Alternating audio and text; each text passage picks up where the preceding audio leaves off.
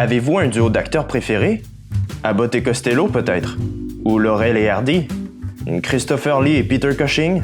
Dan Aykroyd et John Belushi? Simon Pegg et Nick Frost? Ou encore Seth Rogen et James Franco? Parfois, si deux acteurs font un film ensemble, en y interprétant des personnages forts avec une alchimie palpable à l'écran et marquante pour le public, il est fort probable qu'on retrouve ces deux mêmes acteurs jouant des personnages similaires dans d'autres films. Une seule recette donne naissance à des dizaines de films. Des fois ça marche bien, des fois non. Mais quoi qu'il en soit, ces films sont souvent pensés pour le duo et leurs personnages, d'abord et avant tout.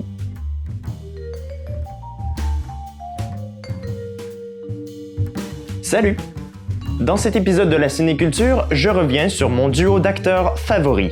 Un duo que j'ai découvert dans ma tendre enfance, tout simplement parce que mes parents étaient fans de ce duo.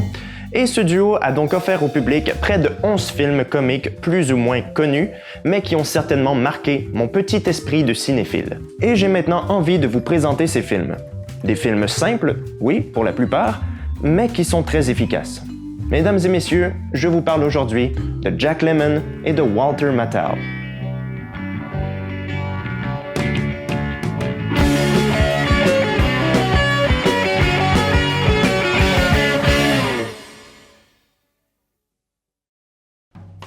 L'avantage de cette émission, c'est que je peux parler d'absolument n'importe quel sujet. Des sujets qui me sont chers, qui m'ont permis de forger ma cinéphilie, et c'est exactement ce que ces deux acteurs ont fait. Connaissez-vous ces gaillards? Peut-être que les plus vieux d'entre vous, oui, mais probablement que les plus jeunes, pas du tout. Alors on va dresser leur portrait rapidos. Commençons par Walter Matthau. Il naît à New York, dans le quartier Lower East Side, le 1er octobre 1920, au sein d'une famille pas très riche. Sa mère, Rose Matthau, d'origine lituanienne, travaillait dans une petite manufacture de vêtements. Et son père, Milton Matthau, était électricien.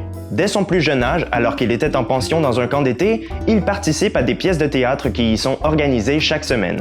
Un peu plus tard, à l'adolescence, il se trouvera un emploi en tant que caissier au Yiddish Theater District, une scène très populaire de la grosse pomme dans les années 30, et il fera un peu de figuration à quelques rares occasions. Par la suite, il officiera comme entraîneur de boxe, puis s'enrôlera dans l'armée de l'air lors de la Deuxième Guerre mondiale, en tant que Radioman Gunner, décrypteur en français. Il sert dans le même régiment que l'acteur James Stewart. Il participera d'ailleurs avec lui brièvement à la bataille des Ardennes. À son retour aux États-Unis, il étudie l'art dramatique, puis décroche quelques petits rôles au théâtre. Puis il fait ses premiers pas au cinéma sous la direction de Burt Lancaster en 1955 dans le western L'Homme du Kentucky. Il apparaîtra ensuite aux côtés d'Elvis Presley en 1958 dans Bagarre au King Créole, puis dans Un homme dans la foule avec Andy Griffith. Il se fit rapidement un nom à Hollywood, très doué dans les comédies, et enchaîna plusieurs succès au fil des années. Hello Dolly, First Monday in October ou Denis la Malice. Jack Lemmon, quant à lui, est né le 8 février 1925 dans la ville de Newton, dans l'État du Massachusetts. Oh, je l'ai bien dit. Fils unique, il vit une enfance assez turbulente, ayant une santé plutôt fragile et des parents qui commencent à se quereller de plus en plus fréquemment. Tout comme Walter Matthau, il est attiré très jeune vers la profession d'acteur. Il participera, lui aussi, à des pièces de théâtre organisées à son école. Il mettra ses études en suspens pour s'engager dans la Navy américaine lors de la guerre. Puis à son retour, il terminera son parcours scolaire à l'université d'Harvard, où il deviendra vice-président du club d'art dramatique. Ouais, rien que ça.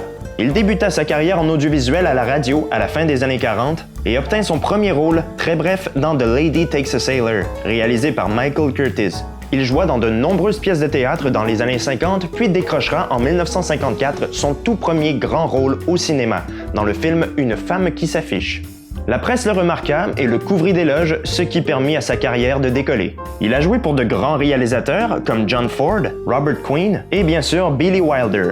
Bon, je vais pas trop m'étendre sur Billy Wilder, la seule chose qu'il faut savoir, c'est que cet homme est un pur génie de l'humour. La première collaboration entre Jack Lemmon et Billy Wilder remonte à 1959, avec le très avant-gardiste Certain Lem Show, mettant en vedette Tony Curtis et Marilyn Monroe. Regardez ce film. C'est un ordre. L'année suivante, Lemmon retrouve Wilder à nouveau pour le film La Garçonnière avec Shirley MacLaine. Succès monstre au box-office. Il gagne 5 Oscars lors de la cérémonie de 1961, dont celui du meilleur film et du meilleur réalisateur.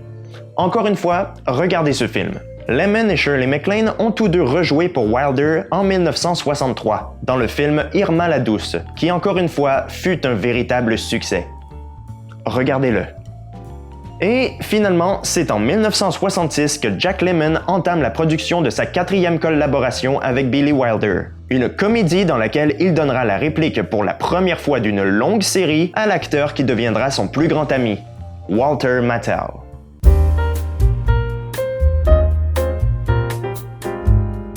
The Fortune Cookie, ou La Grande Combine en français. À l'origine, le film devait opposer Jack Lemmon à Frank Sinatra. Oui, mais Lemmon a refusé et a insisté pour qu'on engage Walter Matthau. Et c'est ce qu'on fit d'ailleurs, hein? Mais à peine la production entamée que ce dernier a fait une crise cardiaque, à l'âge de 45 ans. Durant son hospitalisation, Jack Lemmon resta très souvent à son chevet, ce qui bien sûr lia les deux hommes d'une très grande amitié.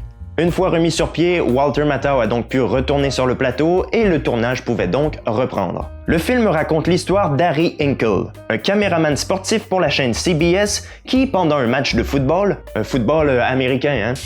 Je tiens à préciser pour les amis français. Donc, pendant un match de football, Harry, un peu distrait, est renversé par le joueur étoile de l'équipe. Il est amené d'urgence à l'hôpital, mais au final, il ne souffre que de quelques contusions pas très graves. Cependant, Willie Gingrich, son beau-frère, un avocat semi-véreux, vient s'en mêler. Il propose à Harry de faire semblant d'être handicapé dans le but de réclamer une importante somme d'argent qu'ils pourront se séparer. L'arnaque portera-t-elle ses fruits ou seront-ils découverts?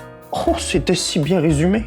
Une histoire simple, bien construite, avec des personnages marquants, très stéréotypés oui, mais bien écrits.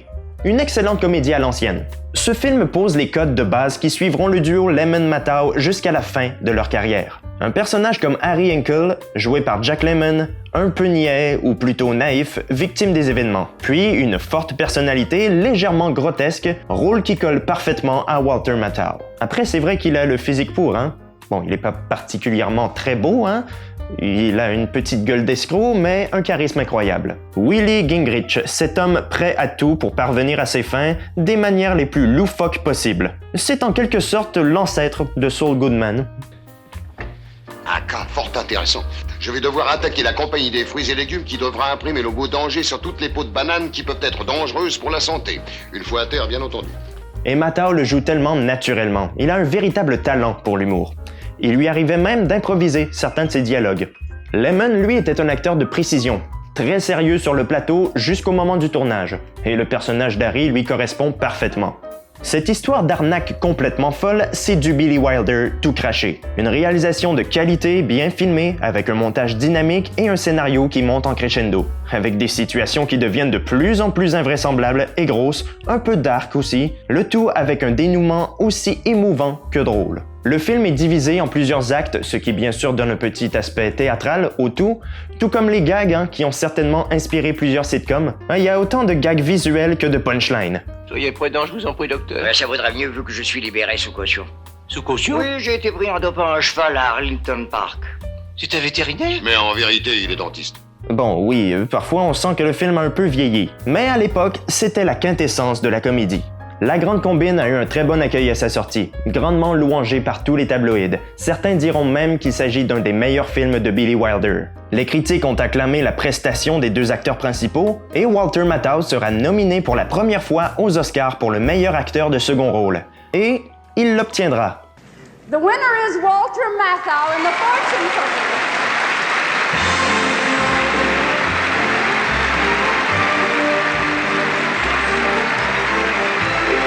Même s'il ne s'agit pas de mon film préféré du duo, je dois avouer qu'il est franchement bon. Une bonne petite comédie digne de son réalisateur qui m'a fait rire à plusieurs reprises. On ne peut pas faire autrement que d'admirer l'alchimie entre Lemmon et Matthau. On croit totalement à leur jeu, et leur relation plus que tendue à l'écran s'est certainement imprégnée dans l'esprit du public. Alors forcément, le succès du film poussera certains producteurs à réunir à nouveau les deux hommes.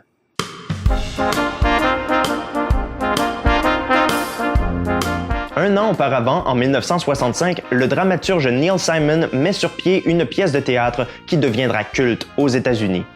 The Odd Couple, ou Drôle de couple en français. Elle sera jouée à Broadway de 1965 à 1967, elle aura plus de 1000 représentations et sera rejouée d'innombrables fois par la suite, dans plusieurs pays. À l'époque, les rôles principaux étaient tenus par Art Carney et Walter Matthau. Et celui-ci gagnera d'ailleurs un Tony Award, récompense donnée aux meilleures performances à Broadway. En 1967, Simon a vendu les droits d'adaptation de sa pièce à Paramount, et les producteurs Bob Evans et Howard Koch ont directement appelé Walter Matthau pour qu'il revienne dans son rôle. Et s'il songe d'abord à faire venir Art Carney, Bob Evans, suite au succès de La Grande Combine, a la brillante idée d'engager Jack Lemmon. Et là, le duo va interpréter les personnages les plus cultes de toute leur carrière. La femme de Felix Unger vient de le mettre à la porte, et pour cause. Felix est un maniaque du ménage. Bourré de troubles obsessionnels compulsifs, il est aussi hypocondriaque et très maniéré. Déprimé suite à cette rupture, il tentera plusieurs fois de mettre fin à ses jours. Je vous assure que c'est une comédie, hein? Mais avec des sujets très sérieux, quand même. Pendant ce temps, ses amis sont réunis chez Oscar Madison pour leur partie de poker hebdomadaire, et ils commencent un peu à s'inquiéter de son absence. Félix finit par débarquer et Oscar, avec son grand cœur, lui propose de l'héberger quelque temps pour que son ami se remette sur pied. Le seul hic, c'est que Félix et Oscar ont des personnalités complètement opposées. Si l'un est un obsédé de la propreté, l'autre est complètement désordonné et pas très adepte du ménage. Assez malpropre en fait. La situation va donc se dégrader assez vite entre les deux hommes qui tentent de cohabiter malgré leur immense différence. Neil Simon a lui-même écrit le scénario en adaptant sa pièce et Paramount souhaitait engager Billy Wilder pour le poste de metteur en scène. Seulement, ils n'ont pas vraiment pu puisque le casting de Jack Lemmon leur avait coûté pas mal cher. Finalement, le poste fut confié à Gene Saks, qui n'avait réalisé qu'un seul film avant ça, Pieds nus dans le parc, avec Robert Redford et Jane Fonda, une autre adaptation d'une pièce de Neil Simon. Ce film est tout juste brillant. Il m'a grandement inspiré quand j'étais jeune parce que c'est un humour qui me parle beaucoup. Un humour léger, un peu osé pour l'époque, mais tout en finesse. Jamais vulgaire, très subtil. Un concept comme celui-là peut donner des scènes vraiment hilarantes et des dialogues complètement déjantés. D'autant plus que Gene Saks encourageait ses comédiens à improviser sur le tournage. Si tu te détends pas, je finirai par avoir des crampes dans les doigts. J'ai encore jamais vu un truc pareil, tes cheveux sont pleins d'électricité. Baisse-toi un peu. Allez, baisse-toi un peu. Ah, très bien. Et reste comme ça, là. Si ça te fait trop mal, dis-le moi, car je ne sais pas exactement ce que je fais. Félix et Oscar sont des personnages très opposés qui colleront à la peau de leurs interprètes. Lemmon jouera toujours le héros un peu maladroit, entraîné dans des galères malgré lui par Matthau, qui lui comprend des rôles un peu plus ambigus niveau éthique et propreté. Qu'est-ce qu'il veut bouffer? Qu'est-ce que tu as? J'ai des sandwichs garnis avec des trucs noirs et d'autres avec des trucs verts. T'en veux un vert? Le vert, c'est à quoi? C'est du fromage très frais ou de la viande pas fraîche. Bon, alors un noir. On croit vraiment à leur jeu, car leur alchimie est tangible dans ce film, beaucoup plus que dans le précédent. On dirait un véritable vieux couple, qui s'engueule pour des conneries, qui se prennent la tête pour rien, le tout menant à des scènes tordantes. Très fidèle à l'œuvre originale, le spectateur a réellement l'impression d'assister à une pièce de théâtre de 2 heures, le tout se déroulant presque totalement dans l'appartement d'Oscar, qui est franchement gigantesque, hein? On dirait l'appart dans Friends. La réalisation est assez belle aussi. Elle renforce l'aspect théâtral avec des plans fixes, quelques travelling ici et là, un style un peu vieillissant, oui, mais tout de même efficace. Et on a droit à une panoplie de répliques cultes. Qui est-ce qui a touché à l'aspire fumée? À quoi? J'ai dit l'aspire fumée, c'est un engin très fragile, c'est pour éviter la pollution de l'air. Je vous ai demandé de ne pas le tripoter, c'est pour votre bien, les gars. Quelle fumée! Moret, si tu me passes ton revolver, je te refile $20. Mais qu'est-ce qui s'est passé? Non, mais rien, absolument rien du tout. Rien, je disparais quelques minutes et à mon tour, je trouve un enterrement. Qu'est-ce que tu leur as dit? J'ai rien dit du tout. Épargne-moi tes sarcasmes, petit. Décidément, je ne peux plus m'absenter. Si tu veux un bon motif pour pleurer, va à la cuisine et contemple ta viande. Mais aussi à des moments touchants, car ce long métrage traite également de sujets graves. Dépression, séparation, suicide, le film arrive quand même à redevenir sérieux au moment voulu, sans trop drastiquement changer de ton. Ah, tu es un type épatant, Oscar. Tu as fait beaucoup pour moi, énormément. Sans toi, je me demande ce qui me serait arrivé. Tu as été mon ange gardien, tu m'as sauvé. Je te dois d'avoir enfin repris goût à la vie. Et quoi qu'il arrive, jamais je n'oublierai, Oscar. Tu as été un frère pour moi. Drôle de couple est devenu une comédie cynique de référence avec le temps. Et ça se comprend très bien. Son intrigue est simple et entraînante, hilarante et touchante. Jack Lemmon et Walter Matthau ont livré là l'une de leurs meilleures performances en tant que duo. Ils seront d'ailleurs nominés tous les deux aux Golden Globes, et on les perçoit encore aujourd'hui comme étant Félix et Oscar. Il y a aussi le thème principal, composé par Neil Hefti, qui a grandement marqué le public.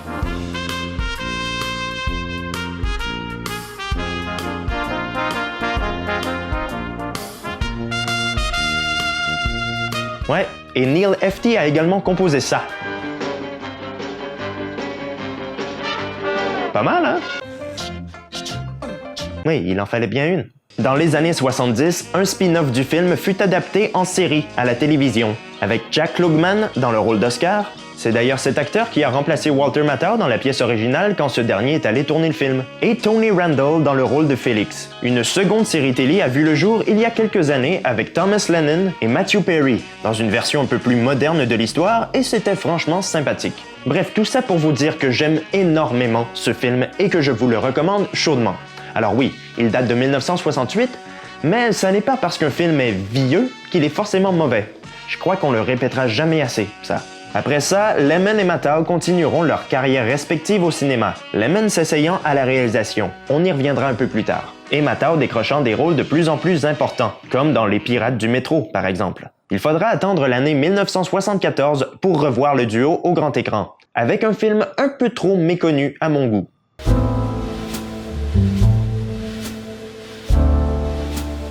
The Front Page, une autre pièce de théâtre. Ouais.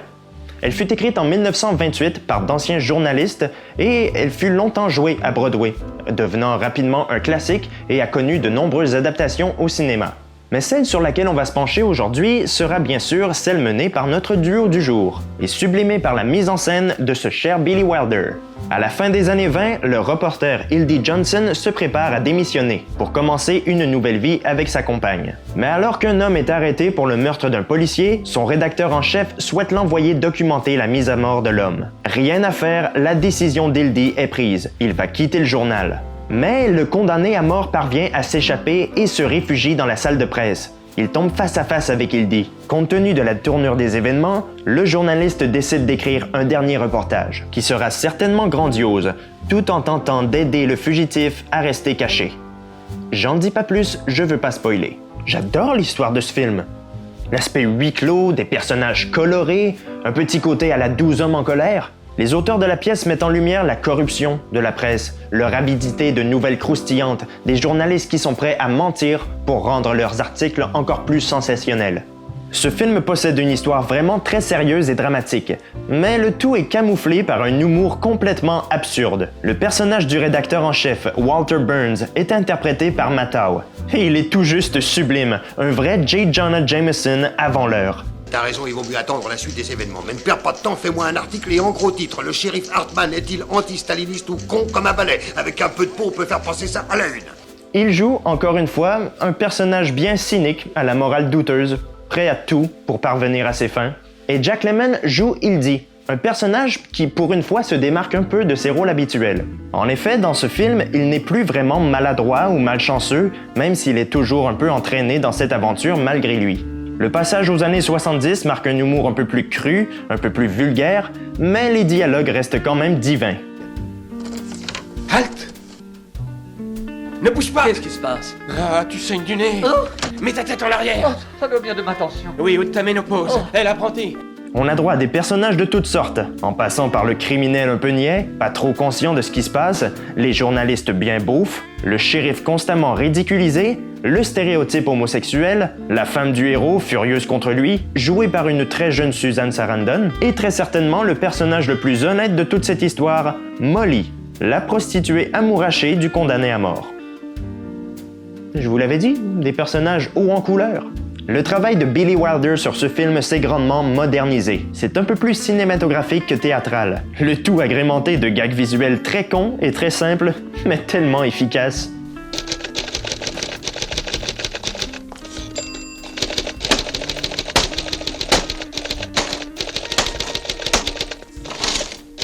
Tu veux un peu d'air? Ajoutez à ça des dialogues mémorables et un final très drôle. Quand on parle du duo Lemmon-Matthau, on évoque très rarement The Front Page, qui pourtant est un vrai bon film, hein? Une bonne petite comédie, absurde et burlesque, qui a connu un excellent succès à sa sortie. Grandement acclamé par les critiques, le film fut nominé aux Golden Globes comme meilleur film en 1975 et a un peu relancé la popularité de Billy Wilder. 7 ans plus tard, le réalisateur signera le tout dernier film de sa carrière. Toujours avec Jack Lemmon et Walter Matthau. Et franchement, j'aurais voulu que ça se termine sur une meilleure note que ça.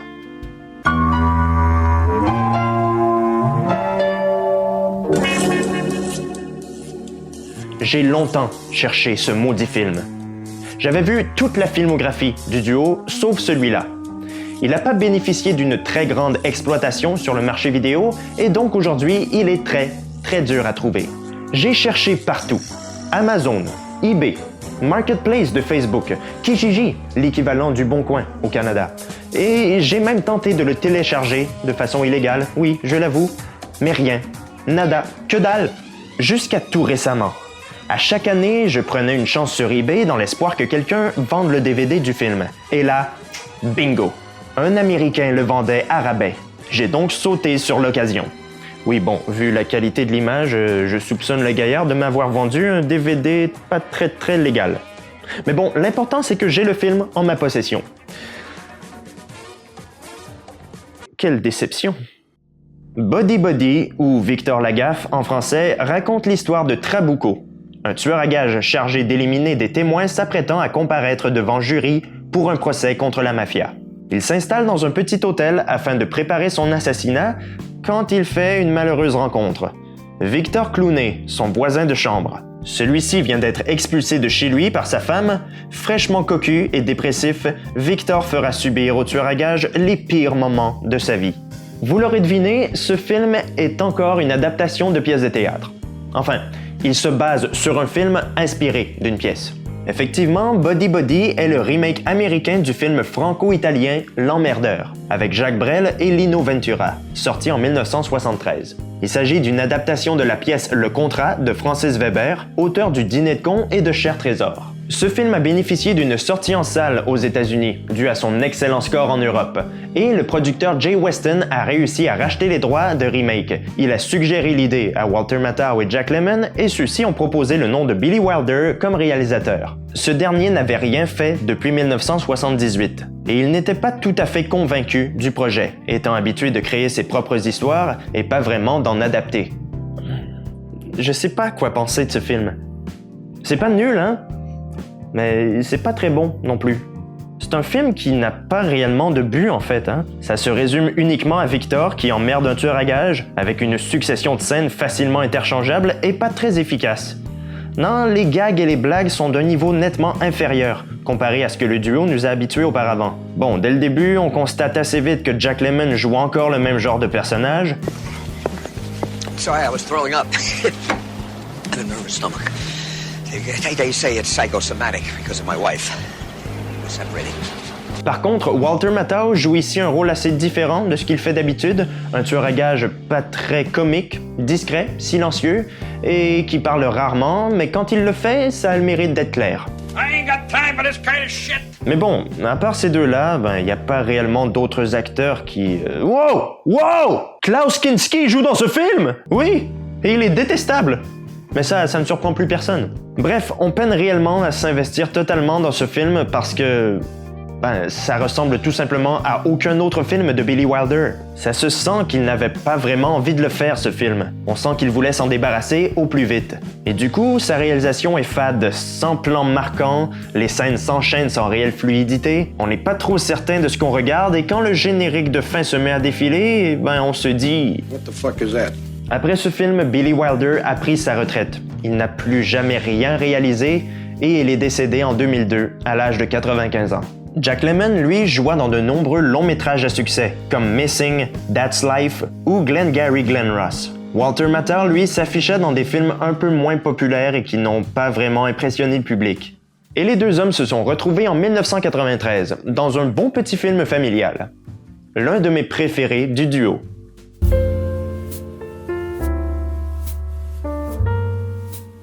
En 1993, Jack Lemmon a 68 ans.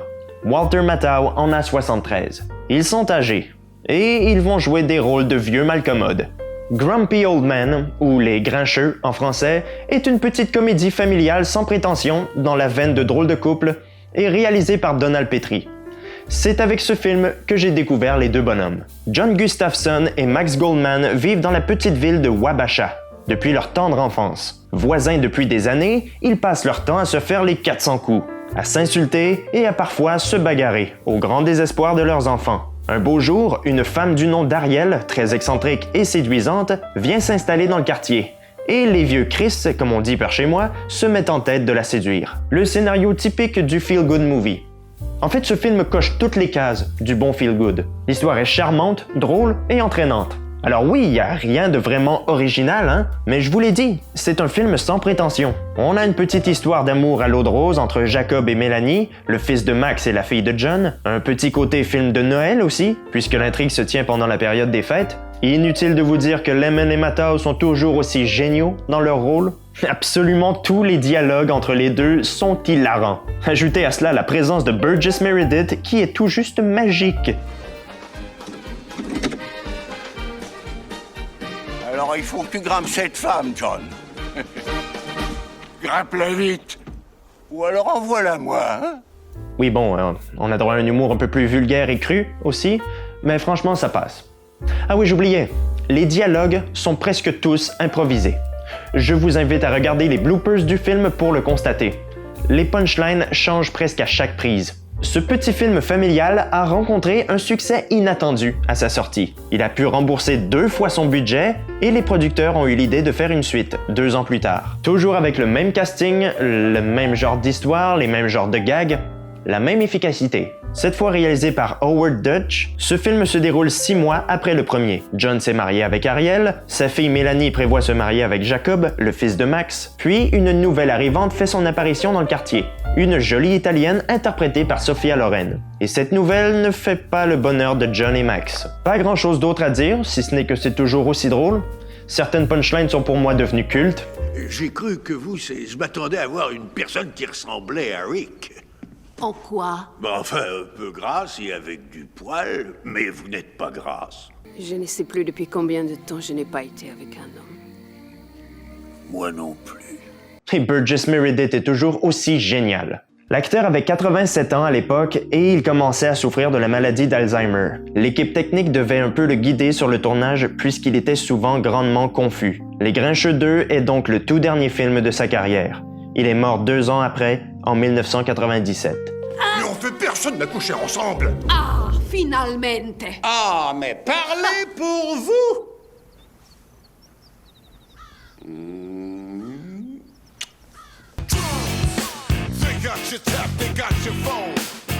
C'est une suite tout à fait digne du premier film. On complète l'histoire de nos personnages. Il n'y en a pas un que je préfère à l'autre. Les 2 films se complètent, vraiment. Et on sait à quoi s'attendre. Des petits films familiales bien comiques et touchants.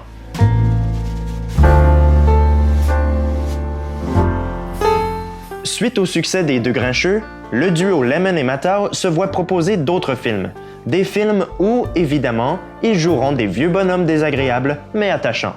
C'est en 1997 qu'ils joueront dans une petite comédie romantique réalisée par Martha Coolidge, une réalisatrice surtout active à la télévision. Et ce film s'intitule La croisière aventureuse, ou Croisière galère, ou le pied marin. Out to sea en VO. Charlie Gordon est un joueur compulsif ayant perdu une importante somme d'argent lors d'une course de chevaux, et il se voit être grandement endetté. Mais il a un plan. Il invite donc son beau-frère, Herb Sullivan, récemment devenu veuf, à partir en croisière en direction du Mexique, sur un luxueux paquebot. Au menu, suite de luxe, activités incroyables et repas de roi. Sauf que, arrivé sur le bateau, Herb se rend compte que Charlie ne lui a pas vraiment dit la vérité. Ils sont logés dans une toute petite cabine dans la cale du navire et ils sont ici en tant que danseurs professionnels, censés animer les soirées. Une somme importante les attend s'ils font bien leur travail. Mais bien sûr, rien ne se passera comme prévu. Out to Sea regroupe plusieurs éléments des précédents films du duo, notamment la grande combine, hein? Les 2 gars sont beaux-frères, le personnage de Walter Matthau est un magouilleur, avare et pas très honnête. D'ailleurs, Matthau était véritablement un joueur compulsif, hein, dans les années 60. Il a souvent été endetté dans le passé. Jack Lemmon, lui, reprend son fameux rôle d'homme crédule, entraîné dans des galères malgré lui, et cette fois, il n'est pas divorcé, mais veuf, ce qui le rend encore plus émouvant. Puis on aura droit à des scènes où les 2 vont s'engueuler comme un vieux couple, comme dans les films précédents. Je vous l'avais dit, hein? Une recette des tas de films. Donc on assiste ici à une énième fausse suite à Drôle de couple, une redite des Grincheux sur un bateau. Bref, un autre feel-good movie familial. C'est sympa, oui, mais inférieur aux autres à mon sens. Déjà, ça commence beaucoup trop vite. On a une petite mise en contexte qui dure à peine 5 minutes et puis paf, l'intrigue commence. C'est un petit peu trop vite expédié à mon goût. On a le droit malgré tout à des personnages secondaires stéréotypés, oui, mais marquants. Comme Gil Godwin, le chef de croisière se prenant pour un colonel de l'armée, aussi détestable que ridicule, ou bien Lise Labrèche, une riche héritière dont Charlie tombera sous le charme. On a aussi un petit clin d'œil à James Bond, assez chouette, et aussi quelques gags plutôt réussis dans l'ensemble. Where are you learn Japanese? Okinawa. Oh, it's a small sushi joint on the Sunset Strip. Mais tout ça nous mène à des rebondissements ou des péripéties assez prévisibles et peu originales, avec une histoire d'amour complètement kitsch. Ah, mais le pire reste le doublage français. Où avez-vous appris le japonais? Okinawa. Oh. Un petit restaurant japonais sur le boulevard Sunset Strip. Ah, ça, c'est mon côté plus sensible. Et t'as aucune chance avec elle. Mais qu'est-ce que tu veux dire? J'ai vu comment tu l'as regardée. Une femme vraiment très belle qui est super riche, et comment veux-tu que je la regarde? Non, c'est le doublage officiel, ça?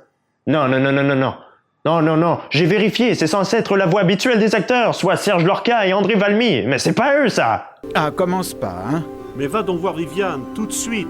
Mais je la connais à peine. Tu la connais, tu es amoureux d'elle. La question est la suivante, mon vieux. Est-ce que tu as le courage d'aller lui dire? Bien, écoute, c'est trop tôt, Charlie. Pas encore. Eh bien, prépare-toi. Tu es ici, là, tu vis, tu respires. Tu as le choix. Non, je ne peux pas. Oh mon Dieu! Aux dernières nouvelles, il n'y a jamais eu de doublage québécois pour ce film. Et si par malheur c'est le cas, je reconnais aucun des comédiens de doublage. Ah non, c'est sûrement un doublage amateur, c'est pas possible. Qui a mis ça dans mon DVD?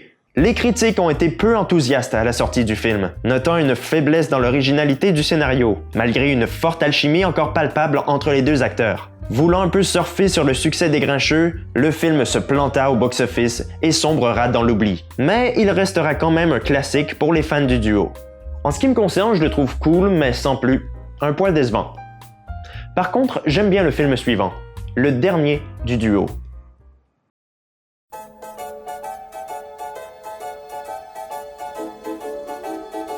Howard Koch, le producteur de Drôle de couple, a longtemps voulu faire une suite au film de 1968. Il en avait parlé au scénariste Neil Simon et celui-ci avait rédigé un script. Mais la Paramount avait toujours refusé le projet, jusqu'en 1996.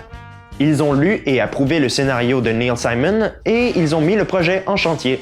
Mais ils écartèrent toutefois Howard Koch pour des raisons qui me restent inconnues. Bref, Drôle de couple 2 est sorti en 1998, soit 30 ans après le premier film, et il marque bien sûr le retour de Lemon et Mattal dans les rôles de Félix et Oscar. Les deux hommes ne se sont pas vus depuis 17 ans. Oscar vit désormais à Miami et Félix, lui, à New York. Leurs enfants respectifs annoncent alors leur mariage, en Californie, et leurs pères sont évidemment invités à la réception. Félix et Oscar vont donc se retrouver à l'aéroport de Los Angeles pour entamer un long road trip jusqu'à San Marino. Road trip qui, vous l'aurez deviné, sera entaché de nombreuses péripéties. Si le premier film gardait un petit aspect sitcom, avec le deuxième film, on perd un peu tout le côté théâtral. Et oui, puisqu'on a affaire ici plus à un road movie comique. Donc ouais, ça diffère pas mal du premier film, et ça ressemble plus à une nouvelle aventure des Grincheux, d'autant plus que c'est réalisé par Howard Dutch, qui a fait le deuxième. Mais au final, on se rend bien compte qu'en 30 ans, rien n'a changé. Rien n'a changé, Félix. Je suis un porc et toi un aspirateur ambulant. Je sais, si tu crois que ça ne fonctionnera pas, tu n'as qu'à dire non. Non. Oscar est toujours le même, il organise toujours des parties de poker chez lui, la propreté ne l'étouffe pas, et Félix est toujours la proie de ses allergies et autres troubles obsessionnels. Les deux hommes vont vivre une épopée complètement folle et invraisemblable. Ils vont perdre leurs valises. Ok, remonte dans la voiture. Si elle y est encore, il y a des tas d'agences aujourd'hui qui envoient les colis très vite. Il y a Fédéral Express, UPS, fax. Perdre leur voiture et rôder seuls dans le désert californien. Tu vois quelque chose, Oscar? Oui, pendant une minute, j'ai cru apercevoir Omar Sharif sur un chameau.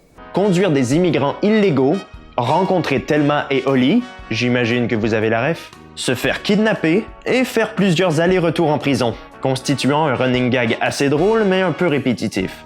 Ouais, contrairement au précédent film, celui-ci est bourré de dialogues tordants et de scènes hilarantes. Des gags visuels efficaces et des phrases, alors là, juste épiques et complètement folles, comme cette métaphore de l'amour.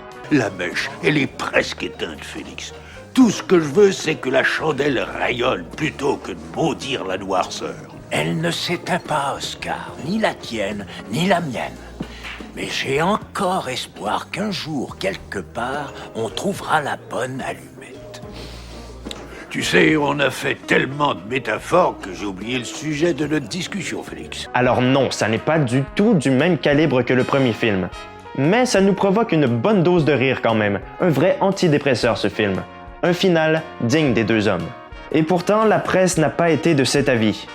Drôle de couple 2 fut un vrai flop commercial et critique. Il fut déglingué dans les journaux et a été nominé au Stinker Bad Movie Award. Oui, ça existe. Comme pire suite et comme comédie la moins drôle de l'année. C'est très injuste, à mon sens. Alors non, c'est pas le film du siècle, hein, mais de là à dire que c'est à chier, faut pas déconner non plus. Les deux acteurs feront peu de films par la suite. Lemmon jouera dans quelques séries télé et téléfilms, idem pour Matthau, et ce dernier souffrait du cœur depuis plusieurs années. Le 30 juin 2000, il mourra d'une crise cardiaque à l'âge de 79 ans. Jack Lemmon lui rendit hommage avec d'autres comédiens lors d'une émission spéciale de Larry King. Lemmon souffrait lui-même d'un cancer de la vessie depuis quelque temps. Venant de perdre son meilleur ami et la maladie prenant beaucoup de place, il décéda le 27 juin 2001, presque un an après son compagnon de toujours. Il fut d'ailleurs enterré près de lui, dans le même cimetière, également aux côtés de Marilyn Monroe et de Billy Wilder. Ces deux hommes auront fait rire un tas de gens de différentes générations, et je suis bien content d'avoir découvert leurs films. Là, vous vous rappelez peut-être du début de la vidéo, où je vous ai dit que le duo Lemmon-Matthau avait fait près de 11 films ensemble, alors que là, on a seulement parlé de 8 d'entre eux. Eh bien, c'est que les 3 films restants sont un peu spéciaux. Disons qu'ils ne sont pas vraiment canons à l'univers du duo. Enfin, je vais pas m'étendre très longtemps là-dessus, mais je vais quand même brièvement vous en parler.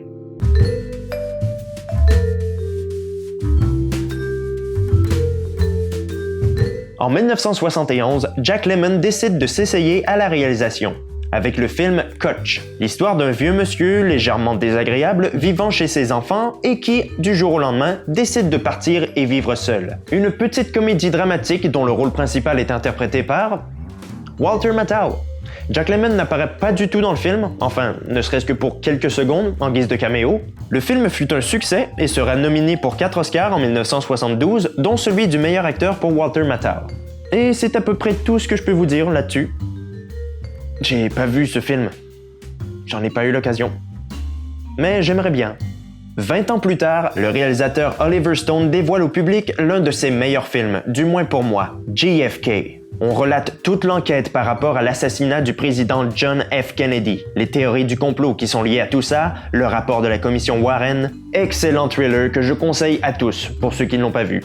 Jack Lemmon y interprète Jack Martin, un témoin clé dans l'affaire qui sera interrogé par le procureur Jim Garrison, et il apparaît en tout une quinzaine de minutes. Quant à Walter Matthau, il n'a qu'une seule scène dans le film où il joue le sénateur Russell B. Long, et les deux acteurs n'ont pratiquement aucune scène ensemble dans ce long métrage.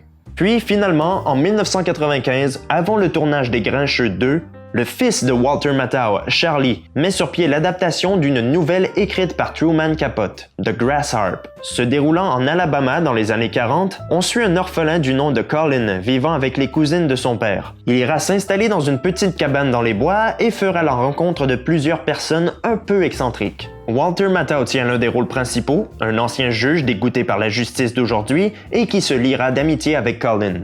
Il joue aux côtés aussi de Sissy Spacek et de Piper Laurie, Carrie et sa mère quoi, et Jack Lemmon apparaîtra quelques minutes seulement dans un rôle méprisable et ne partageant qu'une seule scène avec son ami. C'est un petit film sympathique, pas révolutionnaire ou quoi, hein, mais c'est divertissant. Alors voilà, j'espère vous en avoir un peu appris sur ce duo que j'aime tant. On parle très rarement de ces deux acteurs qui pourtant ont eu de sacrées carrières. Bien sûr, les films qu'ils ont fait en duo ne sont pas tous des chefs-d'œuvre, hein, mais ils ne se prennent pas pour des chefs-d'œuvre non plus. Ce sont des petites comédies familiales comme on les aime, des feel-good movies qu'on peut regarder un soir de pluie et qui satisferont tout le monde. J'espère que cette vidéo vous a plu. Vous pouvez la commenter et la partager si c'est le cas. Je vous donne rendez-vous bientôt pour un nouvel épisode de la Cinéculture. Ne manquez pas également les prochains horreurs critiques, hein. Il y en a un plutôt cool qui devrait arriver sous peu. À la prochaine les amis. Salut!